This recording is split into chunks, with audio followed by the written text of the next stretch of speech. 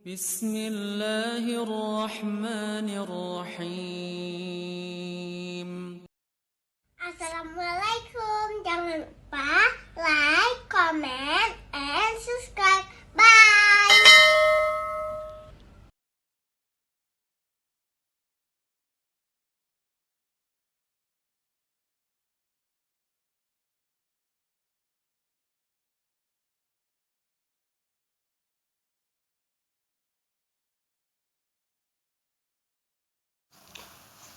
Assalamualaikum warahmatullahi wabarakatuh. Alhamdulillahi rabbil alamin. Wal 'aqibatu lil muttaqin. Wala 'udwana illa 'alal zalimin. Asyhadu an la ilaha illallah wahdahu la syarika lah. Asyhadu anna Muhammadan abduhu wa rasuluh. وصفيه من خلقه وحبيبه نشهد أنه قد بلغ الرسالة وأدى الأمانة ونصح للأمة وجاهد في الله حق جهاده حتى أتاه اليقين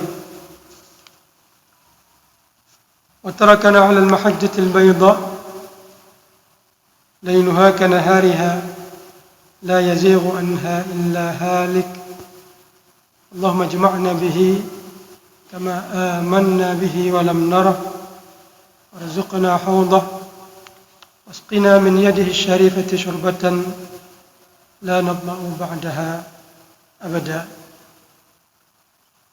رب اشرح لي صدري ويسر لي أمري واحلل عقدة من لساني يفقه قولي صدق الله العظيم كل عام وأنتم بخير تقبل الله منا ومنكم صالح الأعمال. Mohon maaf lahir dan batin. Dan pada pagi yang berbahagia ini kita kembali melanjutkan pengajian As-Sirah An-Nabawiyah yang sudah terhenti karena kita melaksanakan ibadah puasa dan melanjutkan dengan merayakan hari raya Idul Fitri. Pada pertemuan sebelum ini kita berhenti pada fase dakwah Rasulullah SAW di tahun ke-11, ke-12 kenabian. Tinggal 1-2 tahun lagi Rasulullah akan melakukan hijrah ke Al-Madinah Al-Munawwarah. Itu tepatnya pada pertemuan yang lalu kita menceritakan tentang biografi dari tokoh-tokoh Yathrib. Bukan tokoh yang terkenal, tapi tokoh-tokoh keimanan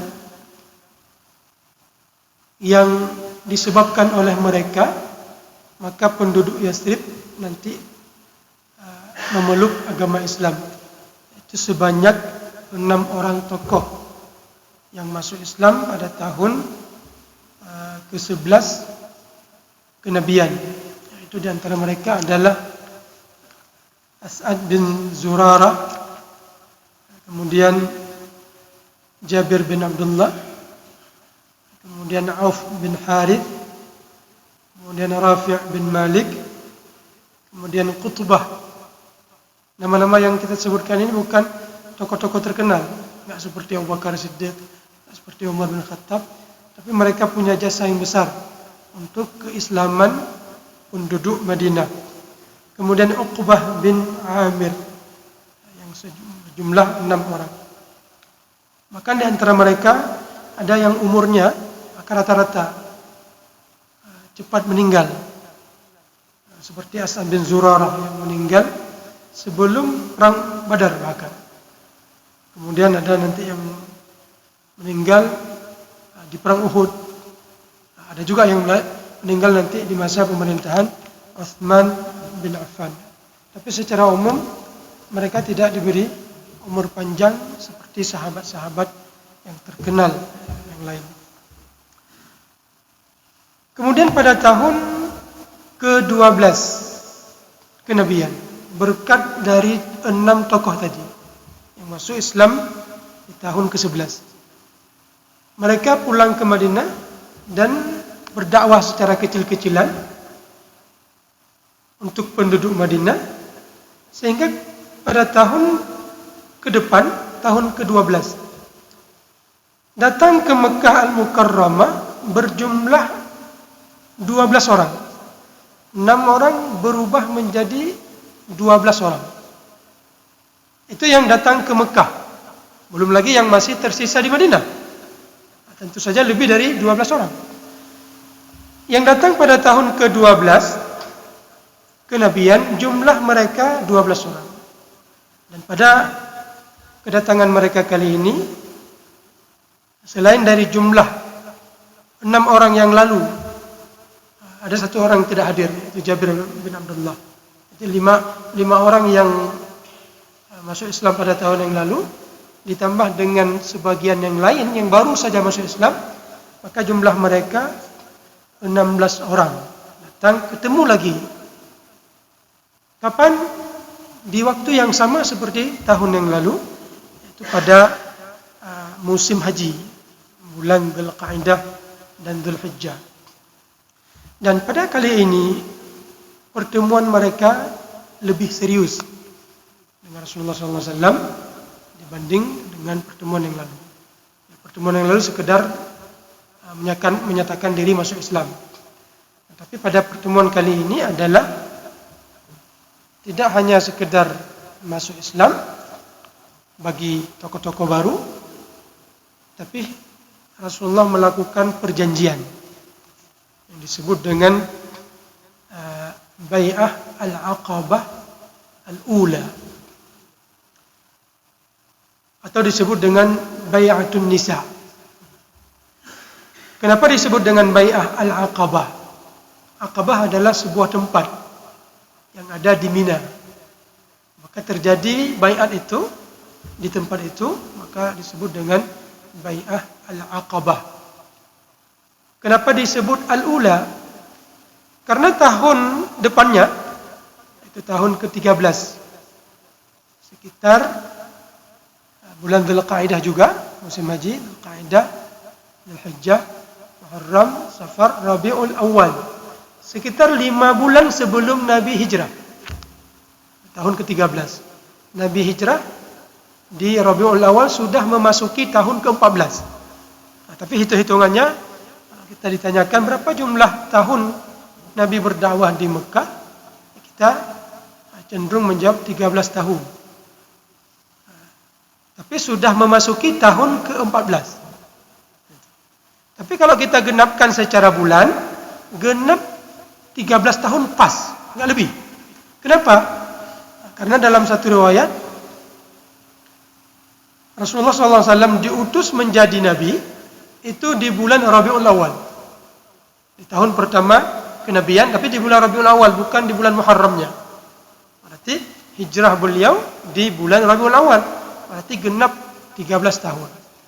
Tapi ada juga yang mengatakan Rasulullah diutus menjadi nabi bukan di tahun Rabiul Awal, bukan di bulan Rabiul Awal, tapi beberapa bulan setelah Rabiul Awal, yaitu Jumadi Al-Ula, Jumadi Al-Ukhra, Rajab, Sya'ban, Ramadan. Rasulullah diutus menjadi nabi di bulan suci Ramadan. Inna anzalnahu fi Lailatul Qadar. Kami menurunkan Al-Quran di malam Lailatul Qadar. Syahrul Ramadan alladzi unzila fihi Al-Quran. Itu bulan suci Ramadan, di mana bulan itu Allah turunkan Al-Quran. Mungkin ada yang bertanya, kok bisa terjadi beda pendapat? Kok ada yang mengatakan di Rabiul Awal, sedangkan Allah jelas-jelas mengatakan Al-Quran diturunkan di bulan suci Ramadan.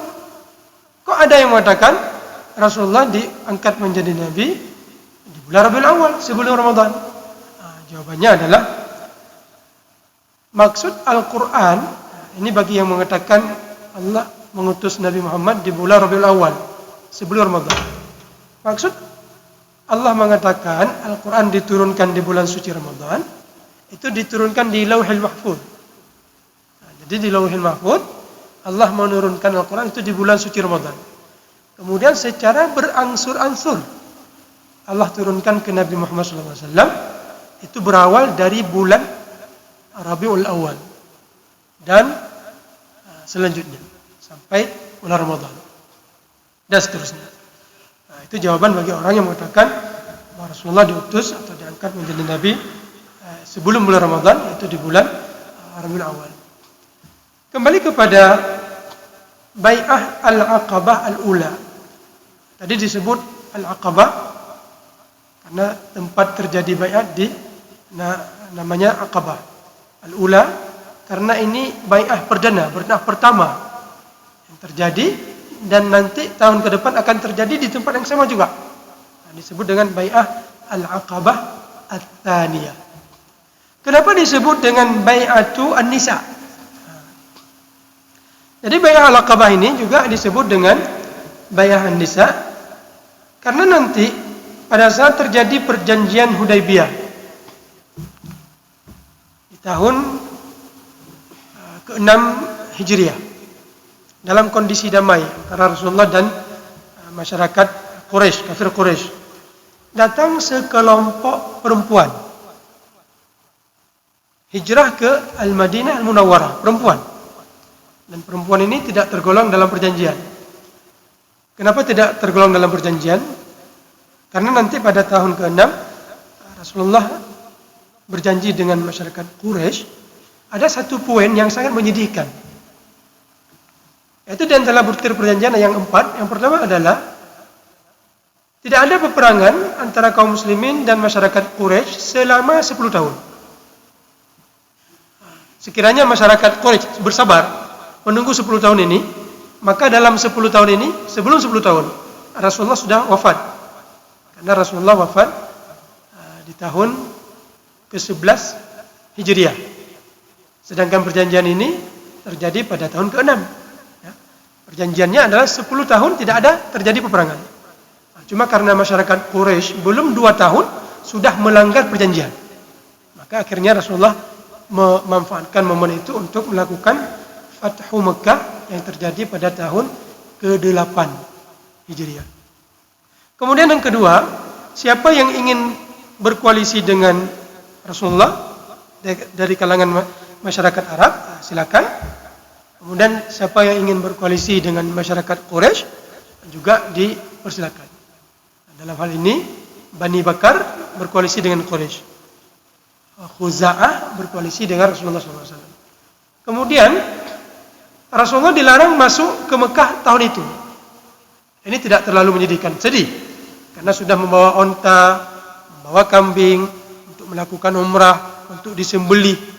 Ternyata dilarang, nggak boleh masuk. Harus balik lagi. Sedih, tapi diizinkan untuk masuk tahun depan. Itu selama 3 hari. Tahun depannya boleh, tapi itu pun selama 3 hari, nggak masalah.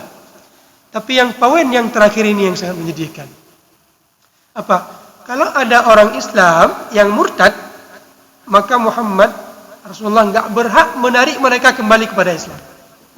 Tapi sebalikannya, kalau ada orang Quraisy yang masuk Islam tanpa izin dari walinya, tanpa izin dari ayah dan ibunya, maka ayah dan ibunya berhak mengembalikan dia ke agama Quraisynya.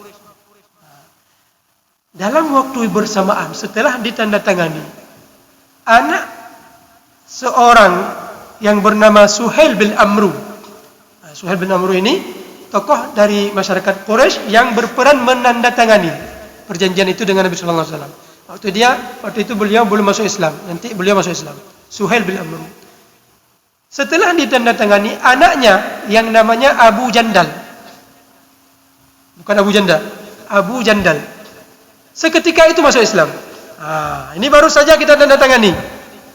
Perjanjiannya kalau ada laki-laki yang masuk Islam, maka tanpa izin dari walinya, maka ditarik balik ke agama Quraisy. Maka Rasulullah dengan sangat bersedih, ya, mengatakan kepada Abu Jandal, bersabarlah. Saya nggak bisa buat apa-apa. Ya, mungkin kalau kita yang berada pada posisi seperti itu, kita mungkin akan protes, masa saya udah susah payah masuk Islam, saya dikorbankan untuk dikembalikan ke keluarga saya. Udahlah, saya nggak mau lagi masuk Islam. Mungkin kita akan kesal seperti itu. Tapi Abu Jandal ini sangat menghargai. Karena Rasulullah baru saja menandatangani. Dan Rasulullah tidak pernah mengingkari janji. Maka dengan sangat menyedihkan, kondisi seperti itu, jadi Abu Jandal ini dikembalikan ke kedua orang tuanya. Dalam kondisi Muslim, tapi dia diikat dan dipenjarakan oleh orang tuanya. Pada saat kondisi setelah terjadi perjanjian Hudaybiyah ini, sekelompok perempuan datang berangkat ke Al-Madinah Al-Munawwarah, menyatakan diri mereka masuk Islam. Padahal di antara perempuan-perempuan itu ada yang berstatus sebagai istri dari orang-orang kafir. Tapi mereka masuk Islam. Ketika masuk Islam, datang utusan dari Quraisy. Muhammad, kita kemarin sudah menandatangani. Kalau tanpa izin dari kami masuk Islam, maka berhak dikembalikan lagi. Maka Rasulullah mengatakan kepada mereka, itu perjanjian nggak berlaku untuk perempuan. Perjanjian itu hanya berlaku untuk laki-laki, kan nggak ditulis perempuan di situ. Yang ditulis kalau ada orang, ya. Kalau dhamir dalam bahasa Arab itu ada kata ganti, dhamir itu kembali kepada laki-laki. Maka dengan alasan itu akhirnya Rasulullah mempertahankan perempuan, nggak dikembalikan. Pada saat itu Rasulullah melakukan perjanjian. Nah, ini ada kaitannya dengan Bai'ah Al-Aqabah Al-Ula. Dalam perjanjian itu Allah abadikan kisah mereka dalam surat Al-Mumtahinah ayat 12. Ya ayuhan nabi, wahai nabi, idza ja'akal mu'minat, kalau ada sekelompok perempuan yang datang kepadamu, untuk apa? Yubayi'naka ala alla yusyrikna billahi syai'a. Mereka melakukan baiat, perjanjian kepadamu untuk apa? Untuk tidak bersekutu, melakukan syirik kepada Allah. Wala yasriqna, untuk tidak mencuri. Wala yaznina, untuk tidak berzina. Wala yaqtulna, untuk tidak membunuh jiwa manusia. Wala yaqtulna auladahunna, wala ya'tina bibuhtanin, tidak berbohong, menuduh orang lain melakukan kesalahan. Kemudian ayat di ujung ayatnya, fabaihunna, maka lakukan perjanjian itu dengan mereka. Jadi butir perjanjian itu tidak mencuri, tidak berzina, tidak membunuh, kemudian tidak menuduh orang melakukan perbuatan salah, dusta, berbohong. Dan ini pula yang Rasulullah lakukan pada tahun ke-12 kenabian, yaitu butir dari perjanjian Bai'ah Al-Aqabah Al-Ula. Maka sudah terjawab kenapa disebut dengan Bai'atun Nisa. Karena butir perjanjian ini mirip seperti butir-butir dalam perjanjian pada saat Rasulullah berjanji, ya, membaiat untuk para perempuan yang terjadi di kemudian hari. Apa bunyinya? Rawa Al-Bukhari an Ubadah ibnu Samit, diriwayatkan oleh Imam Bukhari. Hadis riwayat seorang sahabat yang bernama Ubadah bin Samit. Anna Rasulullah sallallahu alaihi wasallam qala. Maksudnya Rasulullah sallallahu alaihi wasallam berkata, ta'alau, ayo mari, bayi'uni ala alla tusyriku billahi syai'a. Mari kalian berjanji, mengikat perjanjian denganku untuk tidak melakukan syirik, tidak beribadah selain daripada Allah. Wala tasriqu, untuk tidak mencuri. Wala taznu, untuk tidak berzina, sama seperti Bai'atun Nisa. Wala taqtulu auladakum, untuk tidak membunuh anak-anak kalian. Karena di antara kebiasaan sebagian, bukan semuanya, kebiasaan masyarakat jahiliyah itu mereka membunuh anak perempuan mereka. Sebagian, ya, bukan semuanya. Kalau semuanya mungkin Fatimah nggak terlahirkan atau nggak hidup, atau Hindun anak dari Abu Sufyan mungkin nggak hidup. Tapi sebagian dari masyarakat Arab ada yang seperti itu, tidak semuanya. Tapi Rasulullah di sini melakukan perjanjian dengan mereka untuk tidak membunuh anak-anak kalian. Wala ta'tu bi buhtanin. Kalian jangan berbohong, menuduh orang lain yang tidak bersalah. Terima kasih.